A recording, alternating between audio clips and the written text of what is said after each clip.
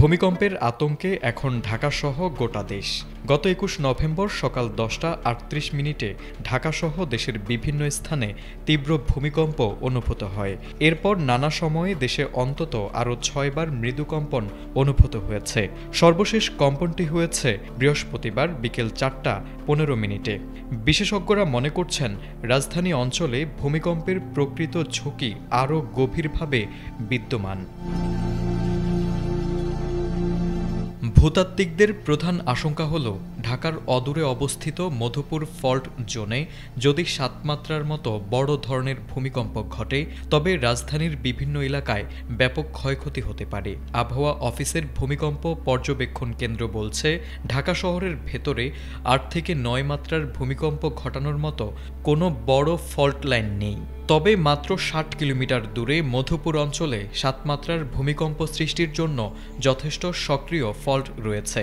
তাই সতর্ক করা হয়েছে, এ ধরনের কম্পন হলে ঢাকার নতুন ভরাট অঞ্চলে বিরাট বিপর্যয় নেমে আসতে পারে। হ্যাসেল ফ্রি জীবনের smart companion Walton home and kitchen appliance. হতাহতের সংখ্যা অতীতের সব রেকর্ড ছাড়িয়ে যেতে পারে এবং শহরের ভূপ্রকৃতি বদলে যাওয়ার মতো পরিস্থিতি সৃষ্টি হতে পারে। ঢাকা শহরের অধিকাংশ পুরনো এলাকার মাটি শত শত বছরের পুরনো, ফলে মাটির গঠনের কারণে এসব এলাকার ভূমিকম্প সহ্য ক্ষমতা বেশি। বড় ভূমিকম্পে এসব এলাকার ক্ষয়ক্ষতি তুলনামূলকভাবে কম হতে পারে। কম ঝুঁকিপূর্ণ এলাকাগুলোর মধ্যে রয়েছে Ramna, Paltan, Moghbazar, new market, Lalmatia, Kotwali, Sabujbagh, Khilgaon, Motijheel, Dhanmondi, Sherebanglanagar, Mirpur, cantonment, Pallabi, Shah Ali, Lalbagh, Gandaria, Gulshan ও তেজগাঁও থানা এলাকা সহ বেশ কিছু পুরনো মাটির এলাকা। তবে বিশেষজ্ঞদের মতে, পুরান ঢাকার মাটি তুলনামূলকভাবে শক্ত হলেও সেখানে বিপদ ভিন্ন প্রকৃতির।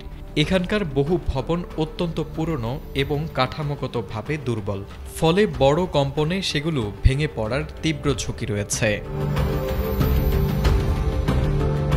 বিভিন্ন গবেষণার তথ্য অনুযায়ী ঢাকার ভূমিকম্পে ভয়াবহ ক্ষতির ঝুঁকিতে রয়েছে ১৫টি এলাকা, আর তা হল সবুজবাগ, কামরাঙ্গীরচর, হাজারীবাগ, কাফরুল, ইব্রাহিমপুর, কল্যাণপুর, গাবতলী, উত্তরা, সূত্রাপুর, শ্যামপুর, মানিকদি, মোহাম্মদপুর, পল্লবী, খিলগাঁও ও বাড্ডা।